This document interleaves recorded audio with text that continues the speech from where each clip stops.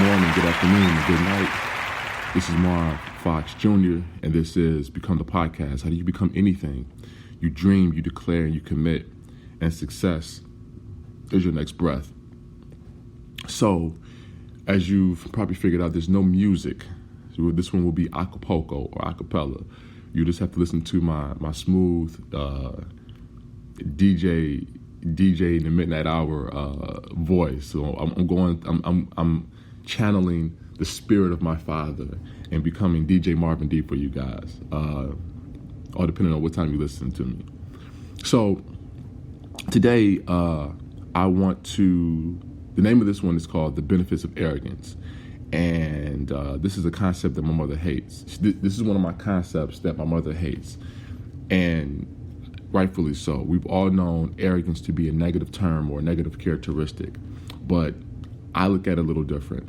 When I start as I look at celebrities who have been able to sustain a high level of success or have been able to transform themselves, decade after decade after decade, they've been able to keep themselves relevant. I feel like they all possess some level of arrogance, and I think you need it to negate all the forces, all the negative forces, the adversity that comes along with being a celebrity. And so we'll just jump right into these 3 points of contact. So the first point of contact is simply arrogance isn't as bad as we think. I'll give you the definition of arrogance. An offensive display of superiority or self-importance, overbearing pride. So say it again, an offensive display of superiority or self-importance, overbearing pride. So maybe it sounds bad, maybe it doesn't. But let's look at offensive and replace it with assertive or an aggressive. See, when I think about offensive, I think about it from a sports standpoint. And if somebody's offensive, and you put a ball in their hand, they become offensive-minded. They're just aggressive as it relates to scoring the ball, or they're aggressive to, trying to create scores for their team. I don't look at offensive meaning disrespectful. I don't look at being offensive as being disrespectful. So that's a word that I like to play with a little bit in that definition. But the three other words that I think are interesting: superiority, self-importance, and pride. I think superiority, self-importance, and pride are things every ambitious person needs to succeed in the face of adversity. And this is one word in there: overbearing, right? Overbearing pride. But I don't even think that's bad. I think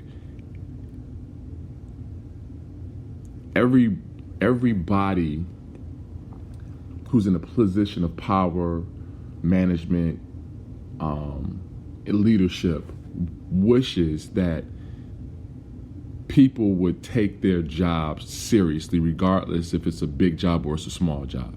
So when we talk about self-importance and pride, that's just saying that you care about yourself and you care about your work. You care about how you show up. That's intention.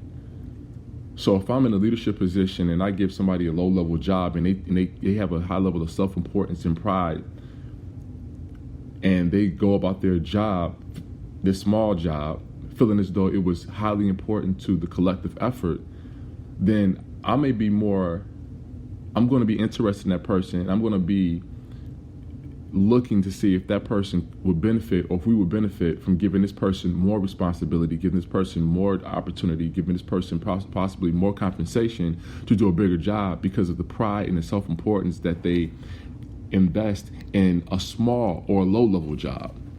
So again, this idea that arrogance, self-importance, and pride are bad things, I'm not convinced. And then there's superiority. This talks about one's level of mastery or skill or ability. So if someone thinks they're superior than another person in terms of skill set or ability, I'm okay with that. I want competition. I want somebody to think that they're better than someone else in terms of their skill and their ability. I want you to think you're a better person for the job. That creates competition. That keeps people on their toes. So again, this offensive display of superiority or self-importance or overbearing pride, I know it sounds bad, but when we look at offensive superiority, self-importance, and pride, those terms just don't turn me off. I want to be around somebody who cares about their job, and I want to care about somebody who wants to be superior, who wants to be the best. I want to be around that person. And if they have a low-level job or a high-level job, I want to be around that person. I want to soak up their energy, because I believe that those are all traits that very, very highly successful people and people that have been able to sustain their success over the course of time, I believe that those are people that those people share those traits. Now, arrogance doesn't have to be a bad thing as long as that arrogance is helping you to perform on the highest level and produce for the collective. I think we also have to look back at this. If you're producing good work and that work is benefiting the collective, everyone else that you're associated with, then even in the midst of being arrogant, your arrogance is supporting or helping a greater people or a bigger cause, or it's supporting more than just yourself. So sometimes you got to go out there and be arrogant because you have to do this work for them. And because of that, you got to put yourself in a certain frame of mind to go out there and produce this high level work. When you think Beyonce is out there, dancing and performing, there's a little bit of arrogance attached to it. Now, she's still giving to charity. She's still speaking up for social justice and on controversial topics, right? She's still working for the people. She's still doing things for the people. She's still doing things for her family. But then when she's out there dancing, when she's out there performing, when she's out there singing, she has to have a high level of superiority, self-importance, and pride in her work. And with that being said, arrogance just isn't as bad as we make it out to be. The second point of contact is this: the highest form of competition is the competition with yourself. The greats never compromise. They never compete with the opposition. They compete only with themselves. The greats don't wake up thinking or looking to compete against the opposition. That will set them up for failure. See, the greats don't compromise the access to their genius or the access to all the work and the skill and the practice time that they put in. See, when you are operating in any capacity, that's what you want. You want complete access to everything that you've learned. Or are you taking a test? What do you want? You want access to all of the knowledge and information that you studied, right? That's what you want. So if you are thinking about how hard the test looks and how hard the test is and how long the test is, and you're not thinking about your genius, all the work that you put in, then you're going to suffer. You're not going to be able to access that information. So when you are competing, your mindset is, I can't worry about what's in front of me. What's in front of me may look intimidating. It may look longer, faster, stronger than I am, more explosive, but I have to focus in on everything that I've worked on. That's got to be my primary goal. I want to focus on everything that I work on. So with that being said, you can't worry about the opposition. The opposition you can't give the opposition any power. So that's what I mean by most of the greats. They don't compromise their access to their inventory by focusing on the opposition. That's what most people do. Most people say, I have all this knowledge and information that I learned, but I'm going to take all my attention and focus off of that and place it on the opposition. And now you can't focus on two things at once. So if you focus on the opposition, you're definitely focusing on all your work, all your practice time, all your preparation, right? People used to say that Michael Jordan and Kobe were arrogant. And they were arrogant because this is why people thought they were arrogant, right? And they didn't realize it, but this is why. Mike and Kobe never acknowledged too many defenders in their playing days as being guys that could stop them. That sounds like an arrogant, like this guy can't stop me. I'm not giving anybody any credit. When I miss a shot, I miss a shot. This guy right here can't do anything to stop me. If I miss a shot, it's solely on me. This guy had nothing to do with it. So that's not giving anybody any credit. But that's being superior, a feeling of superiority. That's a self-importance and a pride in one's work. That's the pride and the self-importance and superiority that they attacked the game with. And on some level, I think we all need a little bit of Kobe's mentality and Mike's mentality and that little bit of arrogance in us, so that when we are attacking the process, when we are competing, we're saying to ourselves, I'm going to give myself all the power. If I lose, it's because I lost. You did nothing, right?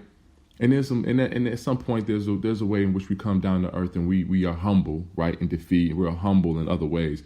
But that level of arrogance, again, is which you need in order to compete at a high level. And it's simply not giving too much power to the opposition, but you reclaiming all that power, keeping it to yourself, and making sure that I'm competing with myself. All I care about is my work and my preparation, so I can't give the opposition too much recognition. Maybe, hopefully, if I say it that way, now all of a sudden this arrogance and this idea of self-importance and pride doesn't seem so bad. The last thing is this: arrogance can help you hold yourself accountable. Michael Jordan used to say that when he talked trash, he wasn't talking trash to, disrespect the opponent. He was simply talking trash to keep himself focused. Slick talking is trying to keep himself focused. There's a story that said Mike, when he played, the game would start and Mike would hit his first shot and he would count down from 40. So he'd knock his first shot down and he'll say 38. And the guys would wonder, like, what are you doing, man? And then by the time Mike had 20, they realized he was counting down from 40. So he's telling you, I'm going to give you 40. Sounds like, pretty daring trash talking. But this is the thing.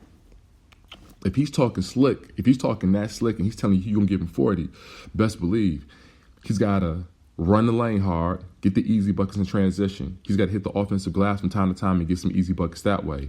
He's got to drive to the lane hard, get fouled. He's got to go to the free throw line, knock down a high percentage of his shots. When he's open, he's got to stick to open jump shots or the finishes. He's got to stick them, right? Broken plays. He's got to be aware that when a broken play takes place, he can find a way to cut, he can find a way to screen and respond. He's looking for every opportunity to score. And then when they give him the basketball, he's got to be disciplined, right? He's got to be competing with himself, not the opposition, and making sure that he's doing everything he's been taught to create scoring opportunities for himself and his team. So as he's scoring 40, you best believe you better be locked into every nuance of the game, every situation, every moment, every second of that game, so you can take advantage of every opportunity to put the ball in the basket. Now, again, when you're thinking that way, you're not thinking about the opposition. You're thinking about yourself. So the opposition doesn't matter. You're thinking about, how can I take full advantage of every part of this game? Again, talking slick and sometimes recognizing, revealing or announcing your own greatness is necessary. There's going to be so many people telling you that you're not this, you're not that, you're not good enough, you're not strong enough. The background that you come from doesn't allow for success on this level. So how do you negate that? How do you calm the noise? Sometimes you can do it quietly. But sometimes you need to get on the stage, get on the table, and you need to jump up and down like a little 2-year-old. You need to make sure that everybody in this room knows that you are more than enough. And some people may say, this person's arrogant, that person's crazy, he's conceited, he's cocky, this, that, and the third. Well, sometimes you need that to silence the voices, or to negate the voices, or to just match the voices. You need to match the voices. So let's go back to those 3 points of contact. Number 1, arrogance isn't as bad as we think. Superiority, self-importance, and pride. Those terms haven't convinced me that arrogance is that bad of a term.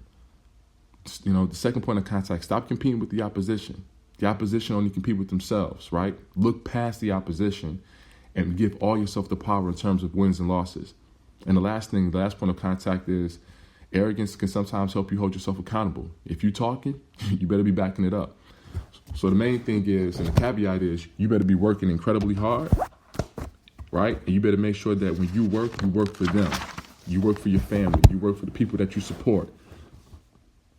And if you're working hard and working to support the collective effort and the people that are supporting you, I think it's quite all right to be a little bit arrogant. All right? Talk soon.